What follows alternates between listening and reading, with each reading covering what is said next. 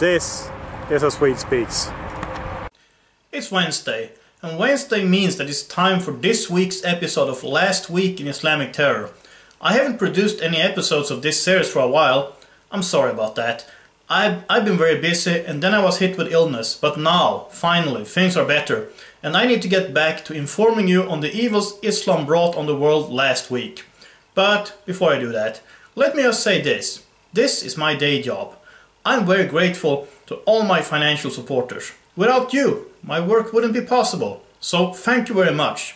And if you appreciate what I do and want me to continue, please send me $1 or $2 or 10 or 100. That's always greatly appreciated. Now, let's get started.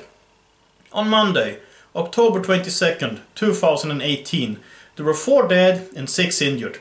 And those were, in Damascus, Syria, a young woman was honored murdered by her Islamic conservative family.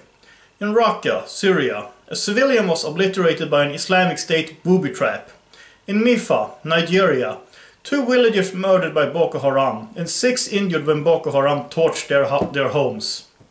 On Tuesday, October 23rd, 2018, there were 19 dead and 54 injured, and among those were, in Qayyara, Iraq, 6 bystanders outside a restaurant dead and 30 injured by Mujahid bombers.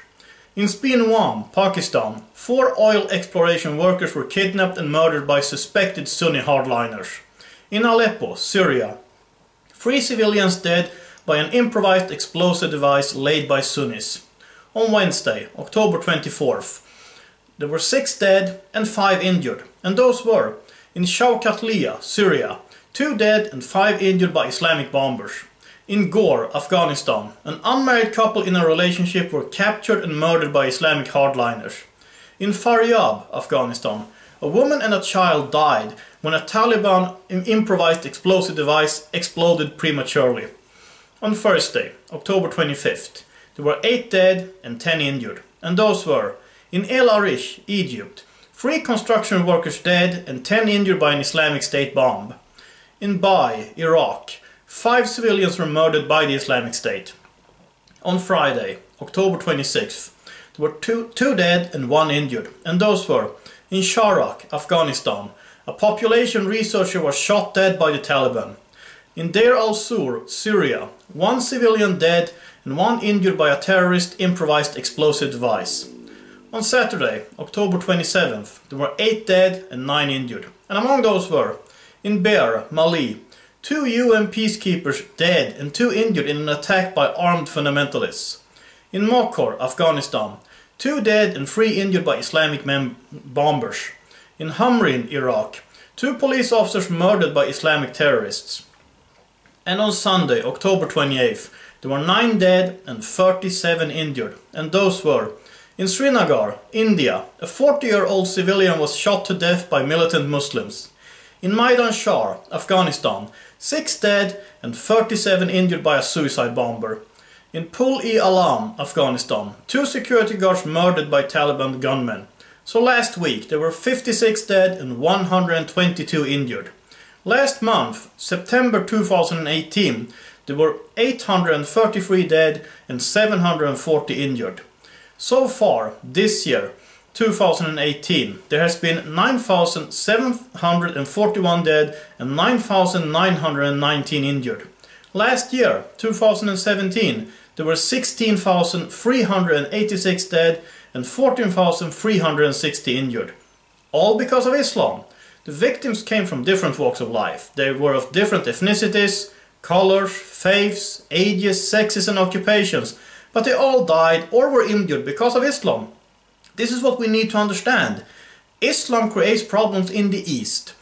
Islam creates problems in the West. Islam creates problems in the South. And Islam creates problems in the North. Wherever Islam establishes itself as a majority or as a minority, death, terror, oppression, parallel societies and injuries follow. This needs to be understood and addressed. And actually, the ones who suffer the most are Muslims themselves. So, not only for our sake, for the sake of, well, all of us who are not Muslims, but also for the sake of Muslims, Islam needs to be pushed back. So I would like to thank the good people at the religionofpeace.com website for compiling the information. And I intend to return with a new video on this topic next week. As I said, I'm very grateful to all my financial supporters. This is my day job, so thank you all very much. And if you like what I do, if you think what I do is important and that I should continue doing this, please consider sending me $1 or $2, or 10, or 100. That's always greatly appreciated.